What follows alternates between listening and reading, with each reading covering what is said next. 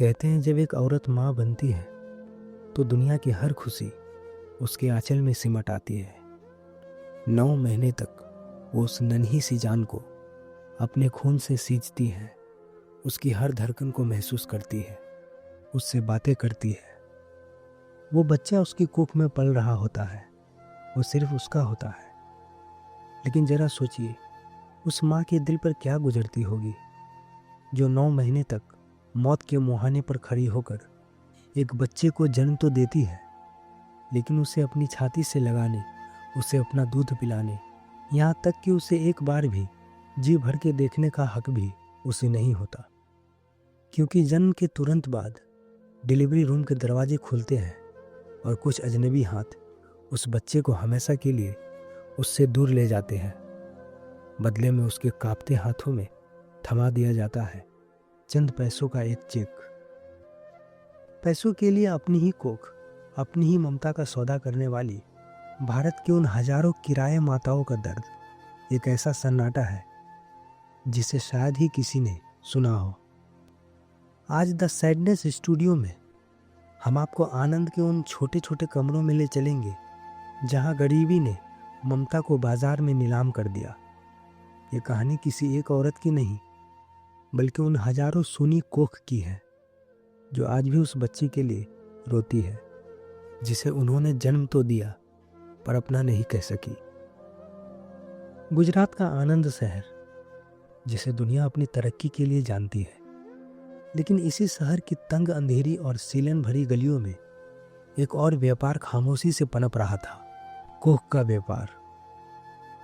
यह कहानी कमला जैसी उन हजारों औरतों की है जिनकी जिंदगी में गरीबी एक ऐसी बीमारी बनकर आई जिसका कोई इलाज नहीं था। कमला के घर में कर्जदार और शराबी पति था और 2 मासूम बच्चे जिनकी आंखों में भूख साफ दिखाई देती थी। दिन रात लोगों के घरों में बर्तन मांजने के बाद भी जब कई कई दिनों तक घर में चूल्हा नहीं जला तो एक दिन कमला टूट गई। उसे एक ऐसी राह चुननी पड़ी जिसके बारे में सोचना भी किसी भी औरत के लिए मौत से गुजरने जैसा है। दलालों के जरिए कमला एक बड़े चमचमाते अस्पताल में पहुंची। वहां वो विदेशी और अमीर जोड़े आते थे जिन्हें पैसों के बदले एक किराए का कोख चाहिए थी। कमला को बताया गया कि उसे 9 महीने तक एक अनजान जोड़े के बच्चे को अपने पेट में पालना है और इसके बदले उसे इतने पैसे मिलेंगे जितने उसने अपनी 7 पुश्तों में कभी नहीं देखे थे। उन पैसों से उसका कर्ज उतर सकता था, उसके अपने भूखे बच्चे स्कूल जा सकते थे। कुछ अंग्रेजी में लिखे कागजात उसके सामने रखे गए। कमला को पढ़ना नहीं आता था। उसने अपने कांपते हाथों से उस ठंडे कागज पर अपना अंगूठा लगा दिया। उस नीली स्याही के कागज पर लगते ही फैसला हो गया था। उस एक पल में उसने अपने शरीर, अपनी आज़ादी और अपनी ममता का सौदा कर दिया था। अब वो एक इंसान नहीं, सिर्फ एक इनक्यूबेटर बन चुकी थी। उसका अपना शरीर अब उसका नहीं रहा था। वो बस एक किराए का कमरा बन गई थी जिसमें किसी और का अंश पलने वाला था। कमला को अपना घर, अपने बच्चे और अपना गांव छोड़ना पड़ा।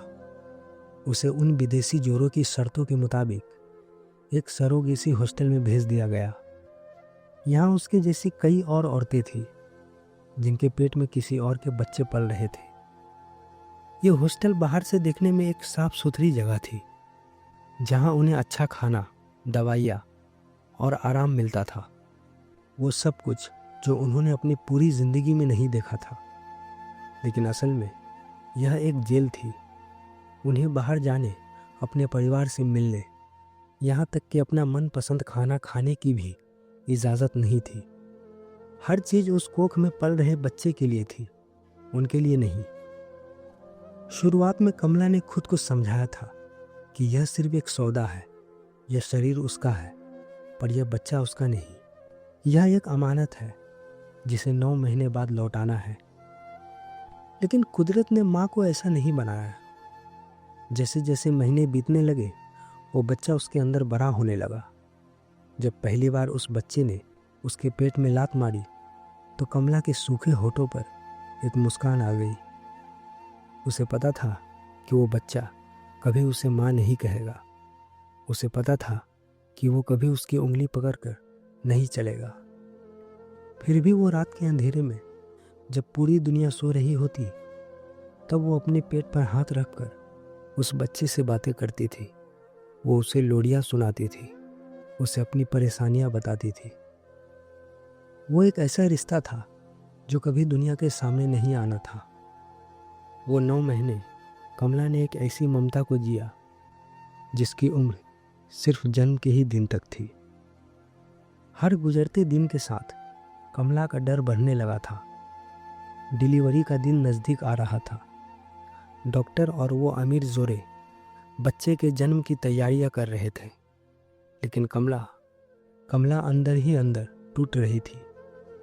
उसे पता था कि जिस पल वो बच्चा इस दुनिया में सांस लेगा उसी पल वो हमेशा के लिए उसकी ज़िंदगी से दूर चला जाएगा। वो दिन आ ही गया। डिलीवरी रूम की वो ठंडी हवा और वो तेज़ सफ़ेद रोशनी कमला की आंखों में चुभ रही थी। वो दर्द से तड़प रही थी, लेकिन उस दर्द से ज़्यादा डर उसे उस पल का था जो अब आने वाला था। उसे पता था कि जो ज़िंदगी उसके अंदर पल रही थी वो अब बाहर आने वाली थी। और फिर वो आवाज़ गूंजी पूरे कमरे में। कमला के कानों में वो रोना किसी संगीत से कम नहीं था। उसने दर्द भूलकर मुस्कुराते हुए अपने कांपते हाथ आगे बढ़ाए। उसे लगा शायद एक पल के लिए, सिर्फ एक पल के लिए वो उसे सीने से लगा लेगी, वो उसकी खुशबू को महसूस कर लेगी, ताकि ज़िंदगी भर उस खुशबू के सहारे जी सके। लेकिन उसके हाथ हवा में ही रह गए। नर्स ने उसे कमला की तरफ देखा तक नहीं। बच्चे को साफ किया गया, कपड़े में लपेटा गया और सीधे उस दरवाजे के बाहर ले जाया गया जहां वो असली माता पिता खड़े थे। कमला वही स्ट्रेचर पर लेटी रही। उसकी आंखें उस बंद दरवाजे पर टेकी थी जहां से वो बच्चा हमेशा के लिए उसकी ज़िंदगी से बाहर जा चुका था। उसने उसे जन्म तो दिया, लेकिन वो एक बार भी उसे छू नहीं सकी। कुछ दिनों बाद जब कमला वापस अपनी उसी पुरानी सीलन भरी झोपड़ी में लौटी तो उसके हाथ में एक लिफाफा था। उस लिफाफे में इतने पैसे थे कि अब उसके असली बच्चे कभी भूखे नहीं सोते। उसका कर्ज उतर गया था, पर उसके अंदर कुछ था जो हमेशा के लिए मर चुका था। हर रात जब उसके अपने बच्चे सो जाते तो कमला अंधेरे में उठकर अपने खाली पेट पर हाथ रखती और खामोशी से रोती। उसे वो लात याद आती, वो लोरियां याद आती। पैसों ने गरीबी तो दूर कर दी, लेकिन वो एक ऐसा जख्म दे गए जो कभी नहीं भरेगा। ये सिर्फ कमला की कहानी नहीं है, ये उन हजारों किराए के माताओं का दर्द है जिन्होंने किसी और का घर बसाने के लिए अपनी ममता का जनाजा निकाल दिया। एक ऐसा सौदा जहाँ कोख बिक जाती है, बच्चा बिक जाता है, लेकिन वो माँ, वो कभी नहीं बिक पाती। वो वहीं रह जाती है उम्र भर उस एक छुअन के इंतज़ार में। दोस्तों, आप चाहते हैं कि इसी तरह का कहानी आपको मिलती रहे तो चैनल को सब्सक्राइब करना ना भूलें। मैं मिलूँगा आपसे एक और अनकही दर्द के साथ अगले वीडियो में। धन्यवाद।